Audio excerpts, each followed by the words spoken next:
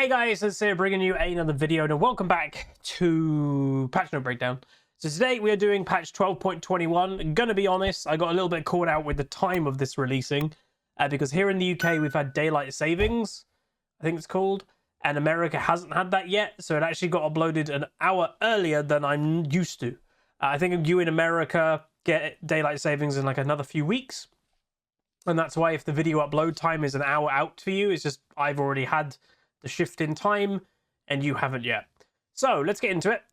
So Cassante is coming, by the way.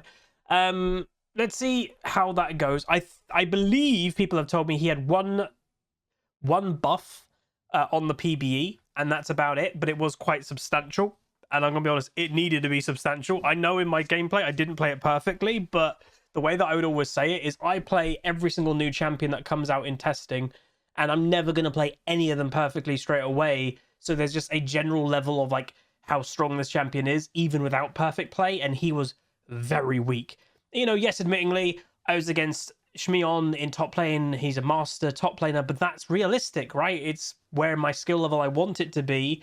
And we couldn't do a lot. You know, he even said when we played against him, probably could have done a little bit more in like level 1, 2, and maybe 3, and then from then on he felt completely in control in every single trade. But hopefully he'll be cool. So not a huge patch is worth knowing, but we have some really cool skins upcoming, and there is a loot event attached to it, so we will do a loot video. But yeah, we've got the Cassante, we've got nerfs to Belveth, Blitzcrank, and Misfortune, and then we got buffs to Ari, Corki, Malzahar, and Zed. The Malzahar ones, I will say, interest me. I've caught a glimpse of what they are, but we'll go through them properly. And we're getting an adjustment to Ornn. But yeah, these new skins are cool. I do know there's a lot of people that are quite salty about Cassante, new champion, and he's getting a prestige skin straight away. I'm a little bit about it myself. I don't think skins are ever that crazy important, but to me, a prestige skin is an award to a dedicated player base, and he doesn't have a dedicated player base because he's brand new. So it's a bit, you know, I think majority of league champions still don't have a prestige skin. So when there's champions now that with multiple prestiges, I think Lux might even have 3.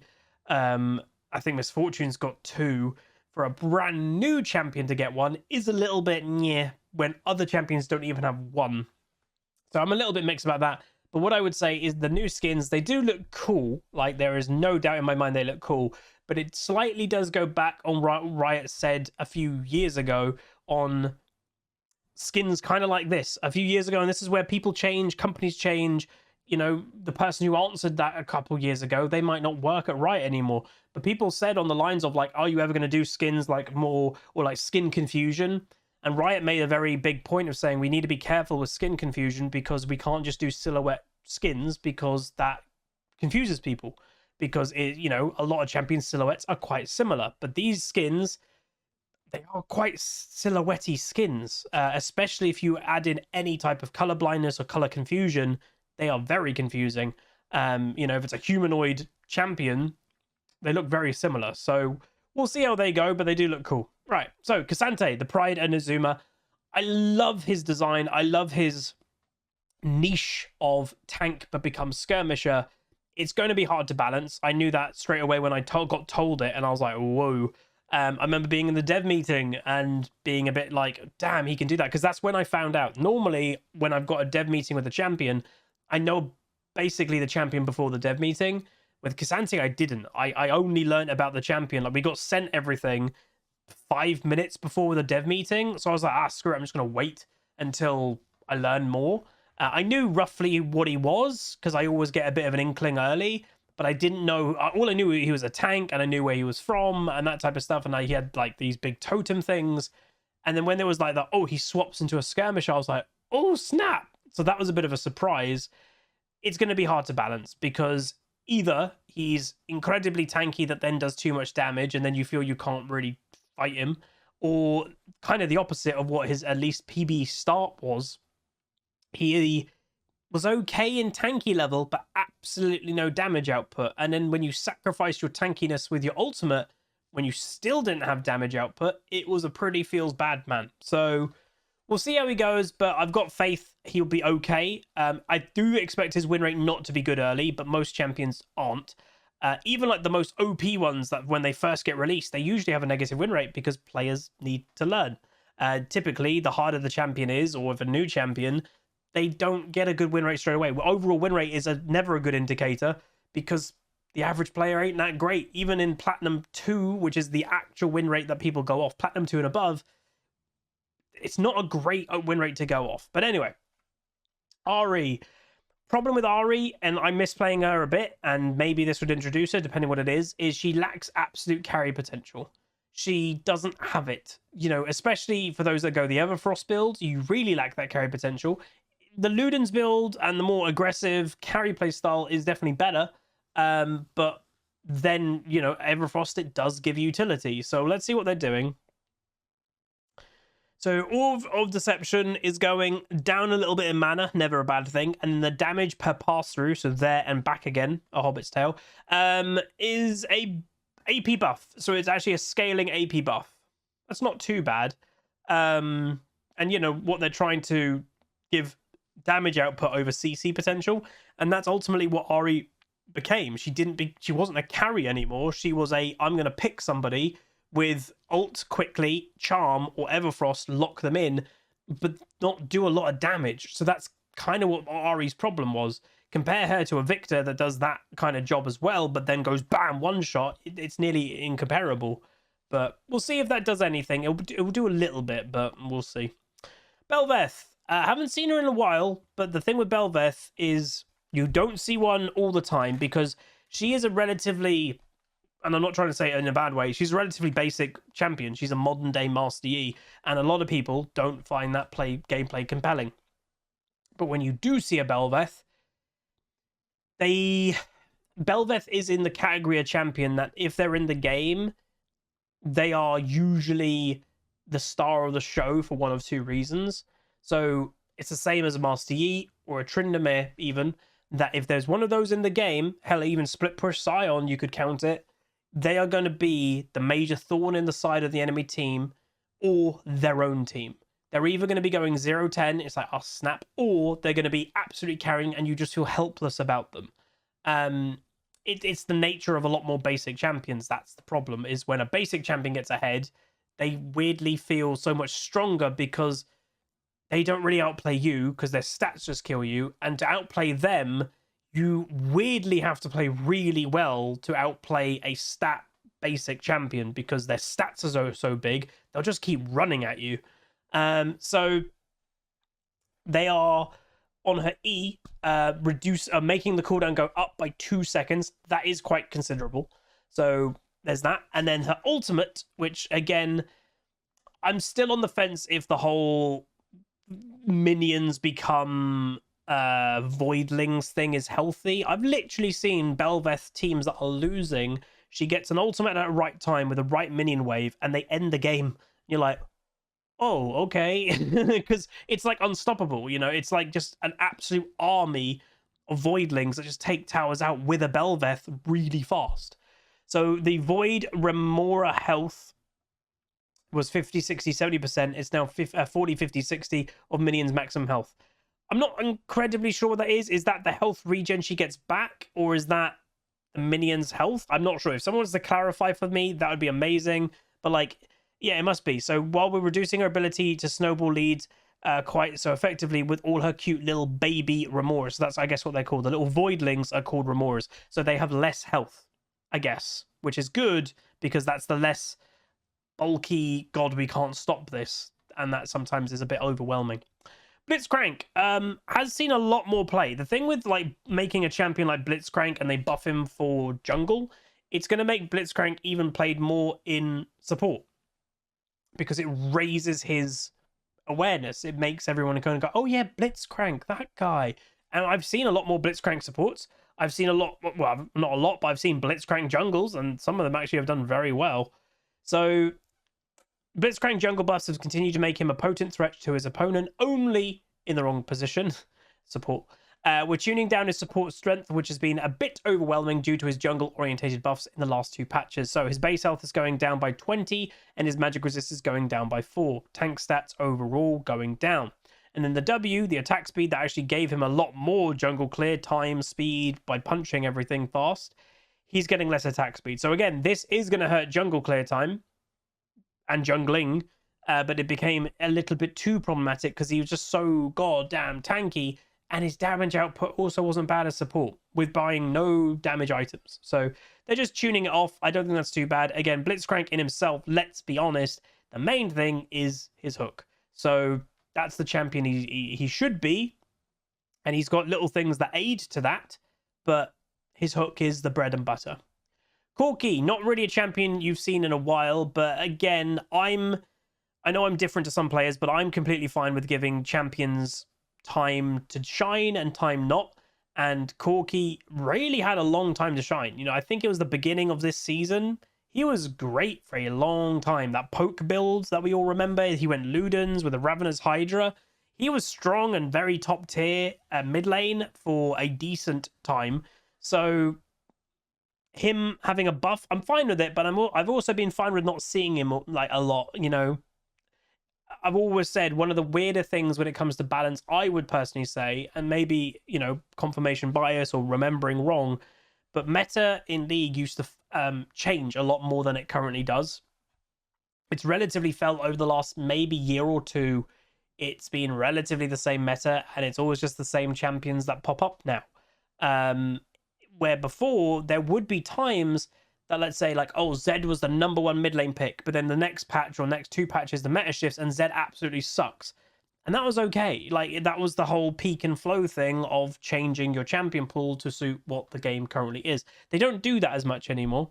So health growth is going up a little bit tankier, and attack damage growth is also going up too. Again, Corki, obviously one of the weird champions that builds AD, but does magic damage through his passive. And all that, so not bad. So this, I know I've literally had on stream a couple people go, Huz, you're going to play more Malzahar. I, a few years ago, played a lot of Malzahar, and I've always said, and I haven't hidden away from it, Malzahar for me was my I'm lacking confidence pick, play Malzahar, because you can always play Malzahar. Every matchup you can play into. There's some bad ones, but you can play Malzahar. You can just E the minion wave, walk away, and be like, sayonara. Like, you don't have to really interact. And then if you get the right ultimate at the right time, he's useful. He's weirdly not as easy as some people think. Like, in his principle, he's very easy. It's like Karthus. In Karthus's principle, he's pretty easy. But in reality, it is a little bit harder than it first appears. Like with Malzahar, it is very easy on the outside, but if you ult at the wrong time, combo wrong, you'll do no damage. And yeah, if you ult at the wrong time, you're just dead because you're ulting and you're stationary like your target is. And timing your ultimate at the right time is very, very important. And timing is one of the hardest things with the league. Decision making is literally that ultimate because you can always do it. It's a point and click. So they're changing him, though, to give his E a execute on minions, which is actually really strong. So at level 1, any minion below 15 health will get instantly executed. The next tick, just reminding, I don't believe it will be the moment if it's infected and it is 15 health. I don't think it'll instantly go down and die. I think it has to have a tick. And I think Malzahar's E-tick is either every half a second or every 0.25 seconds, roughly. But that's going to be amazing, by the way. And especially for people like me, that last hitting is one of my weak points. That's going to be great. I'm actually going to play a MALZ game, I can guarantee, at the tail end of this week after this patch has come through and see if it's any easier to farm. Again, MALZ, I know I've said, was my pick when I wasn't confident. I still play him, not because I lack confidence. I actually think I've been quite a confident mid laner this year. But he's a very good situational pick. They've got a Vladimir. They've got an Akali. Malzahar is an amazing answer to that because those type of the champions, if you can't lock them down, they can just take over, where Malzahar locks them down. So it's always very effective. Misfortune, again, one of the, or has been one of the strongest AD carries in recent, and that has mainly been to the fact of the crit scaling that they gave her. Now, what I'm looking at here, and I've just glimpsed at it. Sure. AP Misfortune. Not really sure why, and they're actually hinting at why, I guess, here in a bit of a joke. But AP ratio increased, initial slow decrease, slow AP ratio increase, and R AP ratio increase. All AP stuff. And they're literally kind of just saying here, they're not expecting this to be a Summoner's Rift thing. You shouldn't do it. You really shouldn't. It's for ARAM. So like they're joking, like they're crossing out ARAM and saying off meta build, it's for ARAM. So don't, I would say, please don't just take this to Summoner's Rift. And if you were to take this into Summoner's Rift, only play it support. And still, your AD carry most of the time wouldn't probably be too pleased if you're doing it. I know a lot of people in solo queue don't really think about that part of, oh, will my AD carry mind me playing this support? Trust me, they do. But let's see what they're doing. So basically, is a 20% AP buff on her E. But the slow is worse, but scales better the more ability power you've got. So actually a nerf to standard Misfortune, because she's not going to build ability power. And then the ulti is a 5% AP ratio increase for the ult. So it's just AP buffs, but pretty much for ARAM. So there you go. Ornn, crazy damage still to this day. I've seen Ornn's take out things that he never should when he's literally a full-on tank.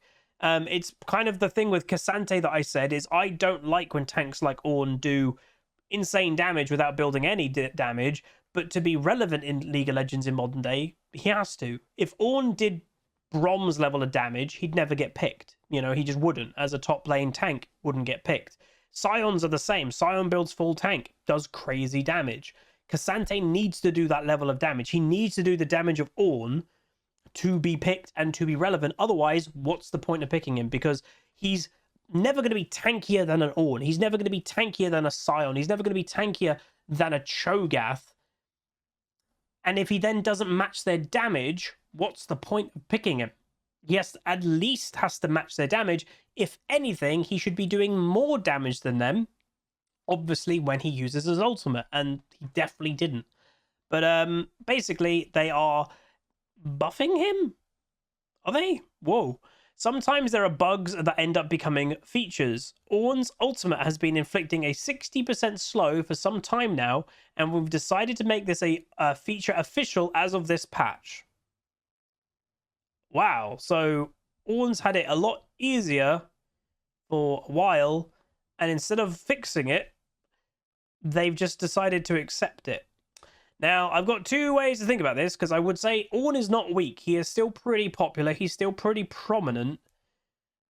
Call me a conspiracy theorist, but this is kind of the feeling of we don't know how to fix it, so we're just going to say it's good. Because if it's already inflicting the 60% slow when it was supposed to be doing 40% of rank 1, 50% of rank 2, and 60% of rank 3... well, now they can just kind of go, that's what we're doing now.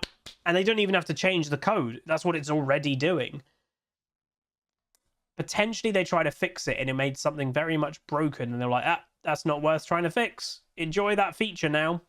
He didn't need that buff. And I think most people would say, if anything, because of how strong he's been, he did need that to get fixed. Like, that would have felt fairer, especially if you're laning top lane against him. That's kind of nuts. Xin Zhao, you really don't see this champion very much at all, but it kind of goes with, he's a basic champion, he's a stat-based champion, and if his stats aren't very strong, there are better alternatives to very similar champions. Jarvan, Master Yi, I would say are two that fall both into that category. Vi, I would say, even fits into that category. They are just maybe better, but if they're buffing his stats, then there could be a different story. So his passive, third hit bonus damage, is going up considerably. Wow, that is considerable, starting at rank like 2 onwards. And then eventually a big buff at the maximum. An extra 15% bonus AD on the true hit bonus damage. And then the heal he's also getting is also... it's going up, but based on AP ratio, which again, he's not really buying massive amounts of. So there's that. And then his E is a 1 second buff, so it can use it more. That's his utility to get on top of people, so that's always going to be a good thing. I don't think this is going to turn him into mainstream, but I'm also not sure. With a full AD build, this buff is very considerable. So I'm not sure. He could just kind of go, hello, I kill everything now. And you're like, okay, cool. Oh, I've been waiting for this. I didn't know they were doing this. So before I get into this technical section, just to make the point and actually ask a question, is from the last patch to this one, have you had more of those boxes that pop up when you log in saying disruptive behavior, yada yada, player has been punished? I've personally had millions of them. And sometimes I've even logged in, had one, clicked OK, and then another one is just there and I have to click OK again. For those that are maybe unaware, but they have a new in-game system that is an auto-detecting chat-based system. If anybody says something bad, it is auto-detecting it, auto-flagging it, and auto-already punishing it in the game. So if someone said a bad word, they'd have a message saying, you are muted for the rest of the game, and they are. They no longer can type. They no longer can even see other people type.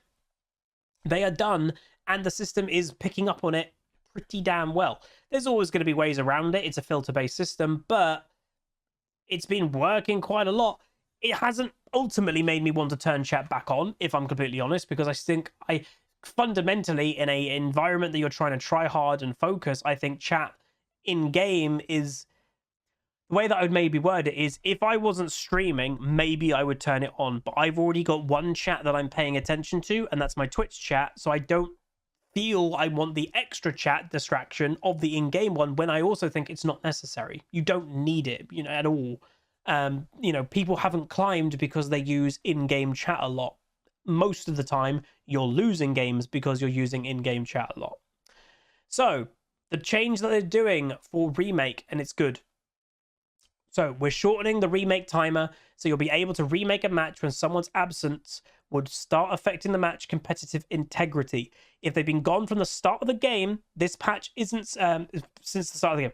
This patch isn't significantly modifying the underlying systems, and additional work is planned to make the system functionality more resilient for a more comprehensive blah blah blah. So basically, what they're doing is 3 minutes. Obviously, is when remakes always happen. They're changing that it will now kick on at 1 minute 30 to 3 minutes. So if it's 1 minute 30 in the game and a player still hasn't connected, well, minions have just spawned. You can decide that's it, game done. Or you can go, let's just wait 30 more seconds and see if they connect. But I think most people would agree, especially the higher ratings you go, if a player has not connected by 3 minutes, and let's say they connect 4.5 minutes into the game, most of the time, 9 times out of 10, maybe even 9.9 games out of 10, that game is probably a loss. Because the early game is such a big thing of your start. And it has felt sometimes quite bad when the player does connect literally like 5 seconds before. So it's 2 minutes 55. It's an AD carry. They walk bot lane. They can't recover. It's too bad to recover unless you do crazy play elsewhere, or the jungler's like, right, I'm just going to camp the living hell out of the enemy bot lane to catch up. But you have to really work when it's just easier to go, let's just remake this game.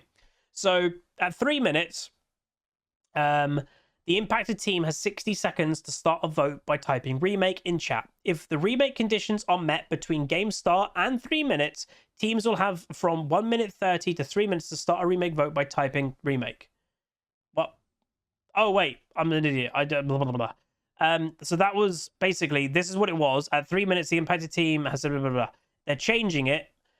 So now it is from 1 minute 30 to 3 minutes, they have to do remake. You'll always have a minimum of 30 seconds to type remake from the conditions being met.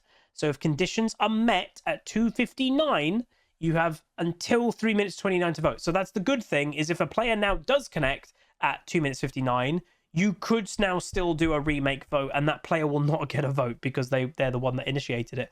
This is a lot better. So they're still, I think, going to do a bit more with this area, like they've said. But this is better. Remake, remember, it wasn't here for the majority of League of Legends history. It is still a fairly modern thing. And 3 minutes did feel quite a long time. And it's crazy, I know. Like 3 minutes, it doesn't seem like a lot. But when the average League game nowadays, I'd say, is 20 to 25, it's a decent percentage. It's more than technically 10% of a game on average. If an average game is only 20-25 minutes, it's a decent amount of time. So especially when you're getting your start. So I'm happy with that. And also, Remake is now available in ARAM and rotating game modes. Also really good. The amount of ARAMs that I used to play a lot more ARAM. I've got thousands of ARAMs played, and people just sometimes wouldn't connect, and that's always a lame experience, being trapped in an ARAM. Be like, well, this is fun. Well, now you can remake an ARAM as well. Event missions are coming out, bug fixes also, upcoming skins, which again, they look amazing. They really do. The Zed one, I will say, his pose especially looks quite samey to other ones, but there's only so many poses you can put a champion. But the Jax one looks literally just an anime poster, I would say. But yeah, very cool. But that is it. Very short patch, nothing too major. Again, they're not going to do anything crazy because we're really close to the end of the season. So we'll see how it goes. Hopefully your end of the season is going well. Hopefully you're achieving the goals you want to. Just reminding everybody, in pre-season, I am planning to do a climb challenge, but do a Nuzlocke. So we're trying, try to climb to Diamond, but we do a Nuzlocke, and what that means is game number 1, I play Anivia, and I lose the game. That means the rest of that climb, I cannot use Anivia. She's dead. It's kind of like Pokemon Nuzlocke. That if you're playing Pokemon Nuzlocke and your Charmander dies, that in a battle, he's now dead. You have to release that Charmander. You cannot use it. Obviously, I did not come up with this idea. I think it originated potentially in the Pokemon community, but other League YouTubers and content creators have done it. Bizzle's done it, Ross has done it, I'm sure others have done it. So I'm taking inspiration from that because I actually think it's a pretty cool idea to do for pre-season, because it will also force me to play other things 100%. Because if, I'm comfortable on Anivia, I'm comfortable on Xerath, I'm comfortable on these champions, and I lose one game, well, I have to find other things to be comfortable on. And that also makes us experience all the champions, or a lot more of the champions, during preseason, which is great. But anyway, that's going to be it. If you guys enjoyed, please do throw a like on it. I am going to get this edited, uploaded, etc. for today's second video. So if you appreciate the effort, that would be awesome. Yeah, like, comment, subscribe. See you guys next time. Peace. Call down the reckoning to bring back hope and peace. Restore our glory to live forever. Bring down the dark regime. I know how to unleash eternity.